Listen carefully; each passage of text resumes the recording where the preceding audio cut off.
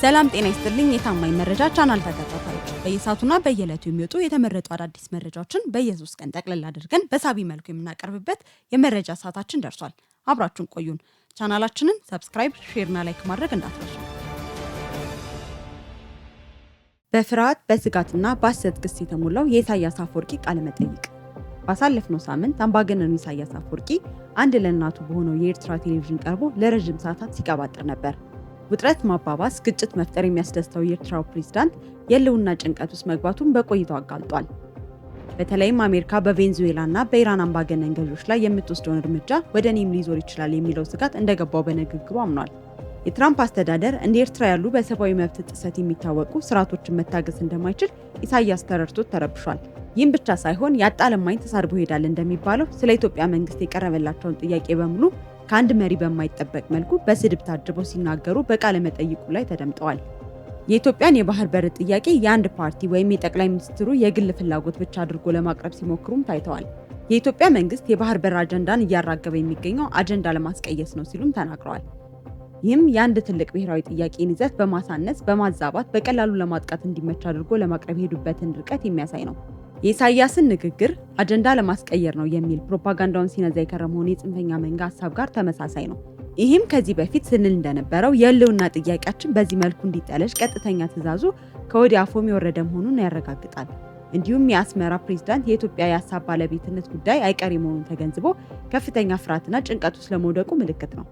ማስተዋል በጎደለው የኢሳያስ ንግግር ውስጥ እንደተለመደው ተጠያቂ የሚያደርገውን ሐሰተኛ ክስም አቅርቧል። በሱዳን የተከሰተው የእርስ በርስ ግጭት በሱዳን ጄኔራሎች መካከል የተፈጠረ የፖለቲካ አለመግባባት ሳይሆን በተባበሩት አረብ ኤምሬት ጠንሳሽነት የተነሳ ነው በማለት የፈጠራ ወሬውን በአረብ ኤምሬት ላይ አቅርቧል። ሱዳንን ጨምሮ የአፍሪካ ቀንድ ሀገራት ላይ ግጭት በመፍጠር ቀጠናውን ውጥረት ውስጥ አስገብቶ ቀይ ባህርን የመቆጣጠር ሴራ ነው በማለትም ራሱ ሳይቀር በቀጥታ በስፋት የተሳተፉበትን የሱዳን ግጭትን በሌላ ላይ ለማላከክ ሞክሯል። ይህን የተናገረውም ኤምሬት የኢትዮጵያን የባህር በር ጥያቄ እየደገፈች ነው ብሎ በማሰቡ ነው። ያለ ውጊያ መኖር የማይችለው ኢሳያስ የጦርነት ጥማቱ አስክሮታል። ኢትዮጵያ ልትወረኝ ነው ብሎ ከመለፍለፍ አልፎ በዚህ ቃለ መጠይቅ ላይ ከኢትዮጵያ ጋር ጦርነት ገጥመን ይለይልን ሲል በይፋ ጥሪ አቅርቧል። ምንም አይነት የግጭት ፍላጎት በኢትዮጵያ በኩል አለመኖሩ ተስፋ አስቆርጦት ይህን ጥሪ ማቅረቡ አያጠያይቅም። ኢትዮጵያ በምንም መልኩ ኤርትራን የመውረር ፍላጎት የላትም። ብሔራዊ ጥቅሟንና በሰላማዊ ንግግርና በዲፕሎማሲያዊ መንገድ እንዲመለስ ነው ጥረቷ። የኢሳያስ አስተዳደር ግን ከጦርነት ውጪ ሊታዩ አልቻለም።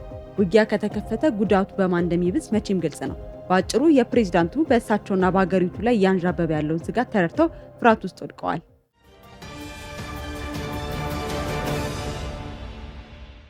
የፋኖ ታጣቂ ተበትኗል። የጽንፈኛው ፋኖ አባላት ለህዝብ ደህንነትና ለሀገር ሰላም ቅድሚያ በመስጠት ከጀመሩት የጥፋት መንገድ እየተመለሱ ይገኛል። በተሳሳተ መንገድ ወደ ጫካ የገቡ የቡድን ታጣቂዎች በየዕለቱ በገፍ የሰላምን መንገድ እየመረጡ እየገቡ ነው። የአማራ ህዝብ ተበደለ በሚል ዲስኩር ቡድኑን ቢቀላቀሉ በዳዮቹ ራሳቸው መሆናቸውን ሲረዱ ከነሙሉ ትጥቃቸው የበደሉትን ህዝብ እንክሳለን በማለት እጅ እየሰጡ ነው። ለአብነትም በአማራ ክልል ወልቃይት ጠገዴ ሰቲት ሁመራ ዞን በአጎራባች ወረዳዎችና ቀበሌዎች ታጥቀው ሲንቀሳቀሱ የነበሩ ታጣቂዎች የመንግስትን የሰላም ጥሪ ተቀብለዋል። የህዝብ ጥያቄ የሚመለሰው በሰላማዊ ንግግር ብቻ በማመናቸው የሰላምን አማራጭ እንደተቀበሉ ገልጸዋል። ካሁን በኋላ ለሀገርና ለህዝብ ለሚጠቅም ዓላማ በመሰለፍ ከህዝባቸው ጋር በሰላም ለመኖር ዝግጁ መሆናቸውን ተናግረዋል። አሁንም ቢሆን ጫካ የቀሩት ታጣቂዎች የሰላምን አማራጭ ተቀብለው በይቅርታ ወደ ህዝባቸው እንዲመለሱ ጥሪ እየተደረገ ነው። በተመሳሳይ የሰላም ጥሪ አልቀበልም ባሉ ጽንፈኞች ላይ እርምጃ እየተወሰደ ነው። ለአማራ ህዝብ ታሪክ የማይበጅ በእጅ አዙር ከባንዳ ጋር በሴራ እየተጠለፉ ትግል ውስጥ መቆየት የሚፈልጉ ታጣቂዎች እየተለቀሙ ነው። በዚህም በሰሜን ሸዋ ዞን ሞጃና ወደራ ወረዳ ሳሲት አካባቢ ህዝብን ሲገሉና ሲዘርፉ በነበሩ የጽንፈኛ ቡድን አባላት ላይ እርምጃ ተወስዷል። በኦፕሬሽኑ ክላሽ፣ ኋላ ቀር መሳሪያ፣ የክላሽ መጋዘንና የተለያዩ አይነት ጥይት በቁጥጥር ስር ውሏል። እንዲሁም 50 የጽንፈኛ ቡድኑ አመራርና አባላትንም ተማርከዋል። በተጨማሪ ሲሳይ ዋሴ የተባለ በደቡብ ጎንደር የሚንቀሳቀስ የጃውሳ ክንፍ ሻለቃ መሪ በደቡብ ጎንደር ችንዛራ በተባለ ቦታ እርምጃ ተወስዶበታል።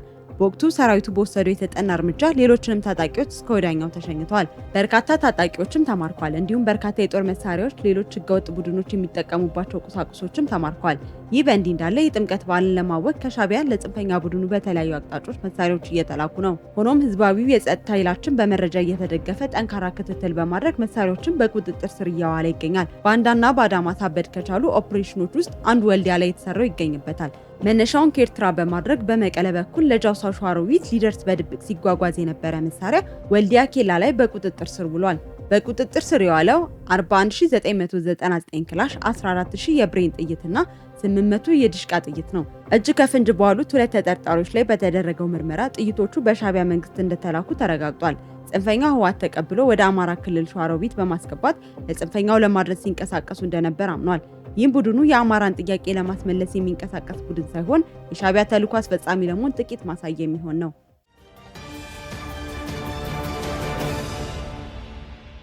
ቀጣይ እጅ የሚሰጠው የፋኖ አመራር ታወቀ። በአማራ ክልል በጫካ ሲንቀሳቀሱ የነበሩ የጽንፈኛው ፋኖ አመራሮች ለመንግስት እጅ እየሰጡ ነው። ከስፍራው የሚደርሱ መረጃዎች እንደሚያሳዩት በቅርቡ በሸዋ የሚንቀሳቀሰው የጃውሳ አመራሮች መካከል አንዱ የሆነው መከታው ማሞ እንደነ ኮሎኔል ፋንታው ሙሃባ በቅርቡ ሰላም መንገድ ይቀላቀላል። በተመሳሳይ የቀድሞ ጀነራል ተፈራ ማሞ ወደ መከላከያ ሰራዊት አማላጅ መላኩ እየተሰማ ይገኛል። ተፈራ በአንድ ወቅት ሪማ አካባቢ መከላከያ ሰራዊቱ ባደረገው ኦፕሬሽን ግራ እግሩን ተመቶ እስካሁን ቆስሎ እየመረቀዘ በቁም ስቃዩ እንዳለ ታውቋል። ለዚህ በአስቸኳይ የሰላም መንገድ መከተል እንደሚፈልግም ተረጋግጧል። በተጨማሪ በአገውነቱ ብቻ በእናስረስ ማረ እስር ቤት ውስጥ ታስሮ እየተሰቃየ የሚገኘውን የቆየ ሞላን አስመልጠው እጅ ለመስጠት በደጋፊዎች ጥረት ተጀምሯል። በመጀመሪያ ሙከራ ድንገት ከናስረስ ታጣቂዎች ቶክስ ስለተከፈተባቸው የቆየ ሞላ ደጋፊዎች የመጀመሪያ እቅዳቸውን ሳይሳካ መቅረቱ ተሰምቷል። ሆኖም በቀጣይ ተመሳሳይ ሙከራዎች እንደሚያደርጉ ሰምተናል። ይህም ከተሳካ የቆየ ሞላን ጨምሮ በርካታ ታጣቂዎች ወደ ሰላም እንደሚመጡ የሚጠበቅ ነው። ይህ እንዲሆን የአገው ሸንጎ አባላት ለቆየ ታጣቂዎች ድጋፍ ሊያደርጉ ይገባል። ከዚህም ጋር ተያይዞ የሰላምን መንገድ የተከተሉ ታጣቂዎችን መሳደብና ማሳነስ የደም ነጋዴ ሚዲያዎች ስራ ሆኗል። በውጭ ሀገራት እየተንደላቀቁ በትግል ስም ብዙ ዶላር ሰብስበው ጥቂቷን ብቻ በመወርወር ኪሳቸውን ማደለብ የለመዱ ጋዜጠኛ ነንባዮች ትናንት ጫካ ሲንከራተት ጀግናዬ ሲሉት የነበሩት ፋንታውንን በአንድ ቀን እጅ ስለሰጠ ብቻ በስሙ እንዳንነግድ እንቅፋት ሆነን በሚል እየወቀሱት ነው። ውለታውን አመድ አፋሽ አድርገው በሽተኛ፣ ደካማ ወዘተ እያሉ እያጣጣሉትም ይገኛሉ። ከጽንፈኛው ሚዲያው በተጨማሪ በጫካ የቀረው አመራር አባላቶች እጅ መስጠታቸውን እንዲያቆም የኃይል እርምጃን እየወሰደ ይገኛል። በተለይ ዘመነ ካሴ እጅ የሚሰጡ አመራሮችና ታጣቂዎች እንዲረሸኑ ትዕዛዝ ማስተላለፉን ሰምተናል። በዚህም መሰረት የአፋድ አመራር የሆነውና ወደ ሰላም መንገድ የተመለሰው የካፒቴን ማስረሻ ሰጤ ታናሽ ወንድም አብርሃም ሰጤ እርምጃ እንደተወሰደበትም ታውቋል።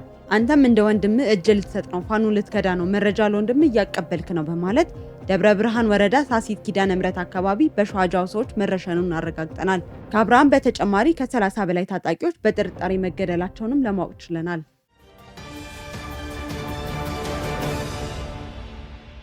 ህወሓት ከተፈናቃዮች ሳይቀር ለጦርነት ዝግጅት ገንዘብ እየወሰደ ነው። አረመኔው ህወሓት የተፈናቃዮችን የእርዳታ ምግብ በኃይል በመዝረፍ ተፈናቃዮችን ለረሃብ ማጋለጡ ሳያንስ አሁን በኃይል ገንዘብ እየጠየቃቸው እንደሚገኝ ሰምተናል። ስብስቡ ከፌዴራል መንግስት ወደ ትግራይ የሚላከው በጀት ተቋርጧል በሚል ከተፈናቀሉ ዜጎች በአስገዳጅ ሁኔታ ገንዘብ ለመሰብሰብ እንቅስቃሴ ላይ ነው። ከውስጥ አዋቂ የደረሰን መረጃ እንደሚያስረዳው ገንዘብ ለመስጠት ፈቃደኛ ያልሆኑ ተፈናቃዮች ላይ የኃይል እርምጃ እንዲወስድ አመራሩ ለታጣቂው ትዕዛዝ ሰጥቷል። በተመሳሳይ ጽንፈኛው የህወሓት ቡድን ጥር 6 2018 በመቀሌ በአዲ ሀቂ ገበያ ውስጥ የሚገኙ ነጋዴዎችን ሰብስቦ ገንዘብ እንዲያዋጡ አስገድዷል። በዚህም ለቀጣይ የጦርነት ዝግጅት የሚውል አንድ ነጋዴ ከ5000 ብር በላይ መዋጮ በግዳጅ እንዲከፍል ትዕዛዝ መሰጠቱ ተሰምቷል። ከዚህ በፊት ቡድኑ ከንግዱ ማህበረሰብ ጋር የነበረው ትስስር ቀደም ብሎ ባደረገው ስብሰባ ላይ በጣጥሶት እንደነበር ይታወሳል። ያኔ በሐሰት ፕሮፓጋንዳ ያልሆነለት ዘርፊያ በኃይል ለመውሰድ እንቅስቃሴ ጀምሯል። ይህ በእንዲህ እንዳለ የትግራይ ወጣቶችን ጆሮ በጦርነትና በጦርነት ወሬ የሚያደነቁረው የደብረ ጽዮን ቡድን ወታደራዊ ተቃውሞ ሳይገደው የውጊያ ዝግጅት እያደረገ ነው። በዚህም በሁሉም የትግራይ ወረዳዎች በትግል ወቅት ትግል አቋርጠው ቤታቸው የተመለሱትና ወታደራዊ ስልጠና ወስደው ተሰናብተው የነበሩ ታጋዮችን በአስቸኳይ ወደ ነበሩበት አርሚ እንዲመለሱ ጥብቅ ትዕዛዝ መስጠቱ ታውቋል። ሰላም ከሰፈነ ተጠያቂ እንደሚሆን የሚያምነው ጽንፈኛው ህወሓት ታጣቂዎቹ ከባባድ የጦር መሳሪያዎችን በመታጠቅ እየመሸጉ ነው። ከስፍራው የሚደርሱ መረጃዎች እንደሚያስረዱት ታጣቂዎቹ በጨርጨርና በወጀራት በኩል ወደ አፋር ክልል ድንበር እየተጠጋ ይገኛል።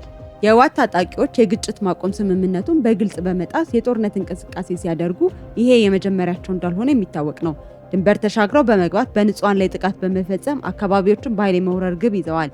ለዚህ ሁሉ መከራ ተጠያቂ የሆነውን ህወሓት የትግራይ ህዝብ ከመላው የኢትዮጵያ ህዝብ ጋር ተሰብስቦ ሊታገለው ይገባል።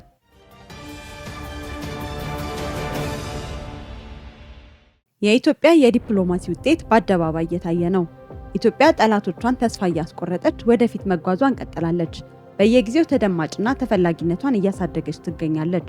በተከታታይ በተሰራው ትልቅ ዲፕሎማሲ ምክንያት የትራምፕ አስተዳደር ከኢትዮጵያ ጋር ያለው ግንኙነት ጠንካራ ሆኗል። በቀጣይ ቀናትም በምክትል ውጭ ጉዳይ ሚኒስትሩ የሚመራ ልዑክ ወደ ኢትዮጵያ እንደሚመጣ ታውቋል። የሚመጣውም ልዑኩ ከመንግስት ከፍተኛ ባለስልጣናት ጋር በትብብር ለመስራት ውይይት እንደሚያደርግ ይጠበቃል። ከአሜሪካ ጋር ተያይዞ የአሜሪካ አየር ኃይል በሶማሌላንድ ለሚገነባው የባህር ኃይል ግብዓቶችን ማመላለስ መጀመሩና የቦታ መረጣ ላይ መሆኑ ተረጋግጧል። ይህም ሶማሌላንድ የሀገርነት እውቅናዋ የማይቀየር እንደሆነ የሚያመላክት ነው። ይህንንም ተከትሎ ኢትዮጵያ ከሀገሪቱ ጋር ያላትን ስምምነት ተፈጻሚ በማድረግ የባህር በር ባለቤትነት ለመሆን ከጫፍ ተዳርሳለች። ይህ በእንዲህ እንዳለ እስራኤልና ኢትዮጵያ በቀይ ባህር ጉዳይ ላይ ስምምነት አድርገዋል። ሁለቱ ሀገራት በቀይ ባህር በቀጠናዊ የጸጥታ ጉዳዮች እንዲሁም የሀገራቱን ኢኮኖሚ ትብብር ይበልጥ ለማሳደግና በጋራ ለመስራት መስማማታቸው ታውቋል። በቀይ ባህር አካባቢ እየታየ ያለው የጂኦፖለቲካዊ ውጥረት በበረታበት በዚህ ወቅት የኢትዮጵያና የእስራኤል መንግስታት ስትራቴጂካዊ ግንኙነት ለቀጠናው ሰላም ትልቅ ሚና እንዳለው ታምኗል። በቀይ ባህር ወሳኝ የባህር መስመር ላይ እያጋጠሙ ያሉ የጸጥታ ስጋቶችን በጋራ ለመመከትና የሽብርተኝነትን እንቅስቃሴዎችን ለመግታት በቅንጅት መስራቱ ለሁለቱም ሀገራት ብሔራዊ ጥቅም ወሳኝ መሆኑን ተገልጿል። ሀገራችንም የፍትሃዊነትና የህልውና ጥያቄ የሆነው የባህር በር ባለቤትነት ለመመለስ የቀይ ባህር ልዩ ኦፕሬሽን ኃይል ወደ ስራ ለማስገባት እንቅስቃሴ ላይ ናት። ይህም የባህር በር ባለቤትነታችንን ለማረጋገጥ በምናደርገው ታሪካዊ ጉዞ የቀጠናው ደህንነትና የሀገሪቱን ስልታዊ ጥቅም የሚያስከብር ነው። ከእንግዲህ በባህር በር እጦት ለብሔራዊ ደህንነት አደጋ መጋለጥና በደህንነት አዙሪት መዳከር ያበቃል። የዛሬው የ3 ቀን መረጃዎቻችን እነዚህን ይመስላሉ። በቀጣይ ወቅታዊ ታማኝ መረጃዎች እንዲደርሷችሁ ቻናላችንን ሰብስክራይብ ማድረግ እንዳትረሱ።